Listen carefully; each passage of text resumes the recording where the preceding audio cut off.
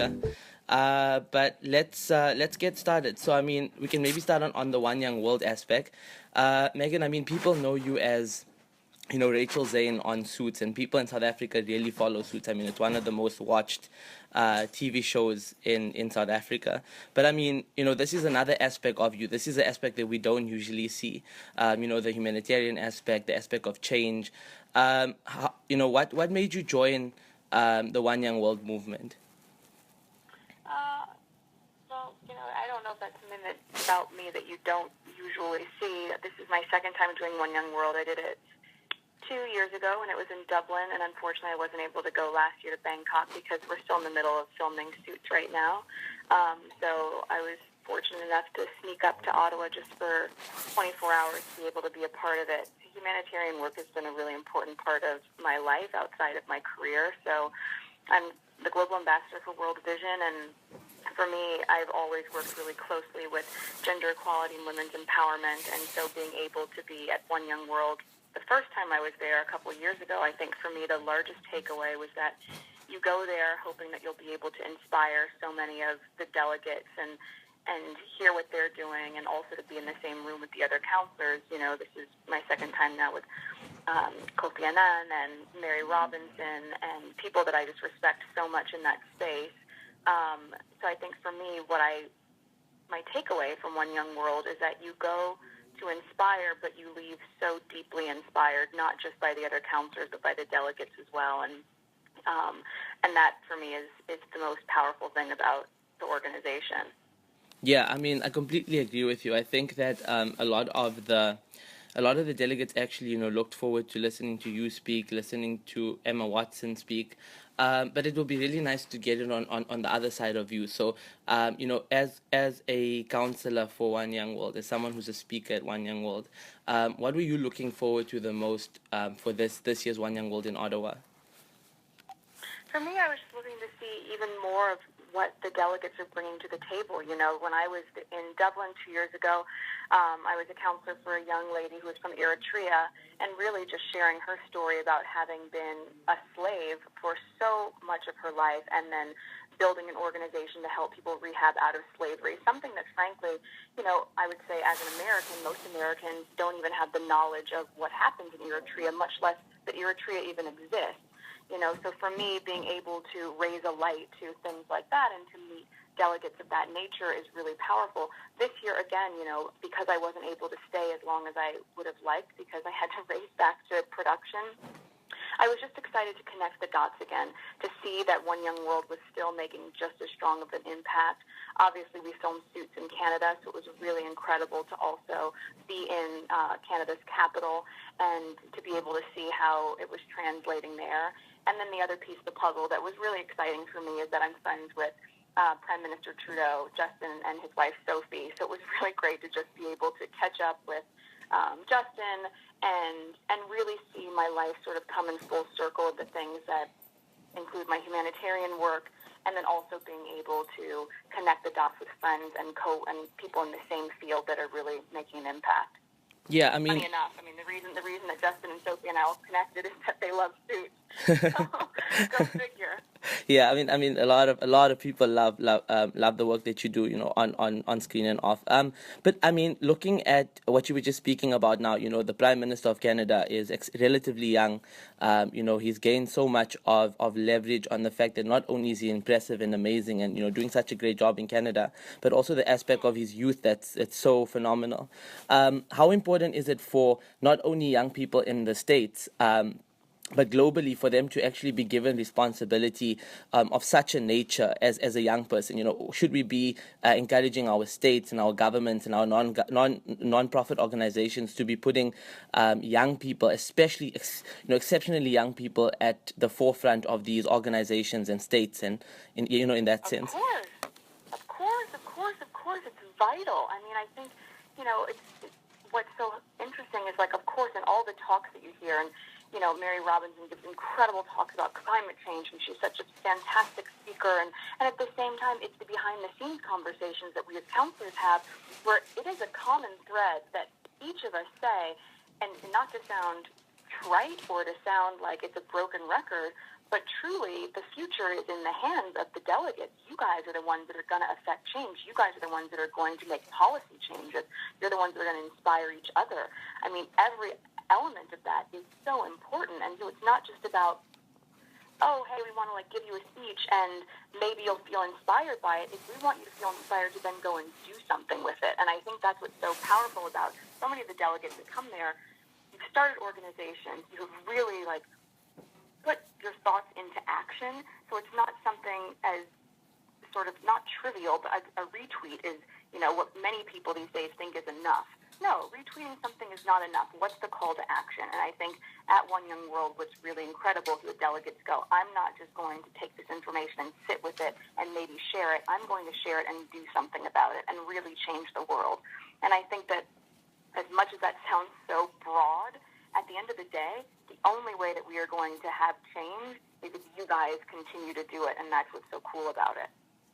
Well, I mean, I completely agree with you. Meghan, just one more thing though. I mean, Bogota is the next location now for One Young World, Colombia. And Yes. obviously the peace talks are happening at this very moment in Colombia. How important is it that firstly they reach a resolution, whatever the resolution might be? Obviously, we have to be objective as, not members of the Colombian state, but, how important is it for them to firstly have peace in Colombia? And secondly, how does it feel? Sorry, would you actually form part of the Colombia team moving forward for One Young World next year? I think as we see every single day in this world, which is as frightening and sobering as it is, just the reality of global politics and what sort of happens every day now is that it's ever changing, right? So what's happening right now in Colombia, of course, is concerning. And at the same time, could it transition in a really tremendous way within a year? Absolutely. Think about Bangkok, which was having a lot of unrest shortly before One Young World was there just last year. So, I think that One Young World has really done an incredible job of choosing locations that really are important for the economy and raise awareness for those countries that they're in. At the same time, obviously, safety and security is a primary concern, especially when you have the counselors of this degree. So I think, I'm really fortunate in that I work with the same team that also represents Sir Bob Geldof and Fatima Bhutto and James Chow. So we are all of the same group who would typically be the counselors at One Young World as well. And I think I just trust the organization, and it would be an absolute privilege to be able to be a part of it again next year, no matter where it is. Oh, thank you so much for that. Meghan, look, away from your work that you do with One Young World, you do a lot of great work. Like you said, when it comes to, charity work, humanitarian work, even just social upliftment. But more on a holistic view of yourself, what would be your 5-year goal moving forward? In every aspect, in relation to your acting, and in relation to all the work that you do. I received some really great advice from my castmate, Gina Torres, who plays Jessica Pearson on Suits.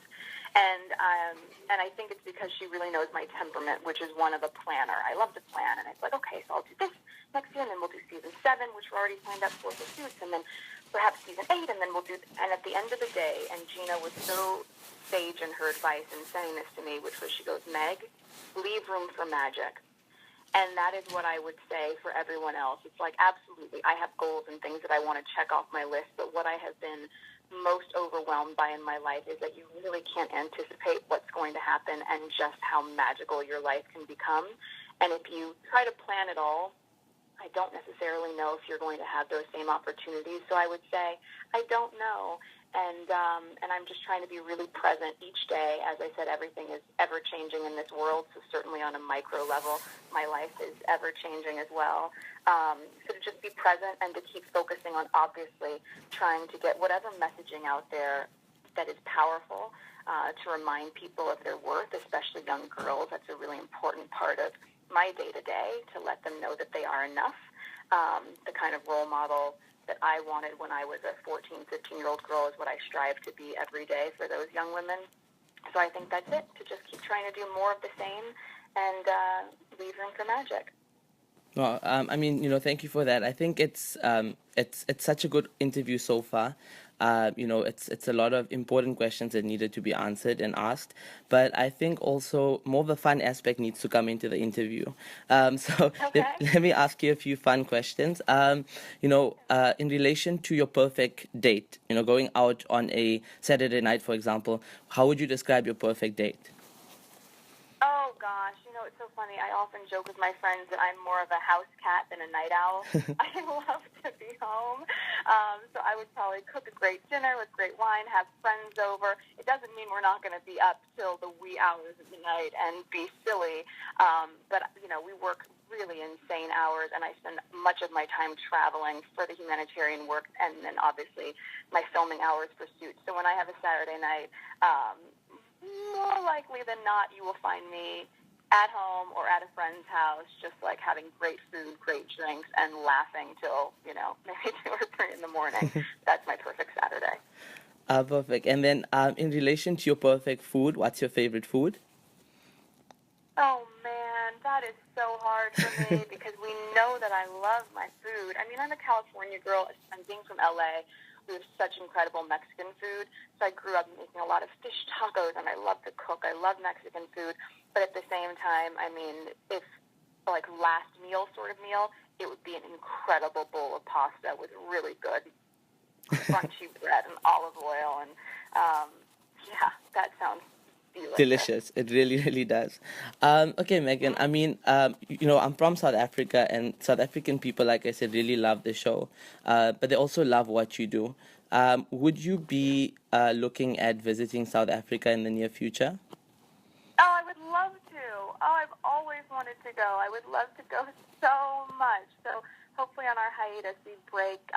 We finish this season in November, and then I'm off until April. So what an incredible time of year to be able to pop down there as well. So yes, if invited, it would be an absolute pleasure to come down there. I would love to meet all the fans and see the beautiful country. I've heard nothing but the greatest things about it. Perfect. I mean, Meghan, we just have, one more question and then just 3 more cuts left and then we're done. But Yes, of course. in relation to the question, the last question, I think it's the most fundamental and most important question because there's a lot of young girls that, if you go onto any social media platform of yours or if you actually, research more about you, you'll see that you have a large following of females that actually love what you do. They're empowered by you.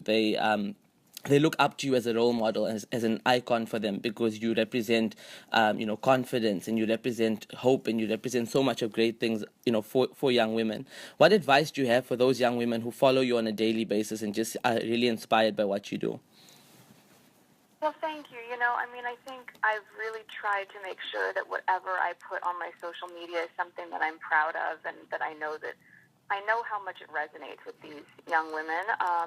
So for me, it's the same sort of thing that I talk about, and I'll try to put inspirational quotes up or, show hanging out with my friends in a really organic way and making sure to not over-filter things and just really be your organic self, I think, is the biggest part of it. But one thing that I often say is, if young women treat themselves as they would their best friends, we'd be so much better off. And I think we can get really caught up at any age, frankly, with being so self-critical. And, sometimes you hear the negative talk we give to ourselves. You would never talk to your best friend that way. You would always uplift them and tell them how great they are and remind them of the things that are really valuable versus the mundane things they might get hung up on. And frankly, if we looked in the mirror and spoke to ourselves the same way we spoke to our friends, we'd be that much better off. So that is often a reminder that I like to put out there and I think is really important. It's something I remind myself of as well. We're all human and we're going to fall into traps like that. But I think once you have a sense of self and your confidence is really bolstered in that regard, you're able to take on the world in a much different way and your entire energy is different. So I think for me, being kind to yourself is probably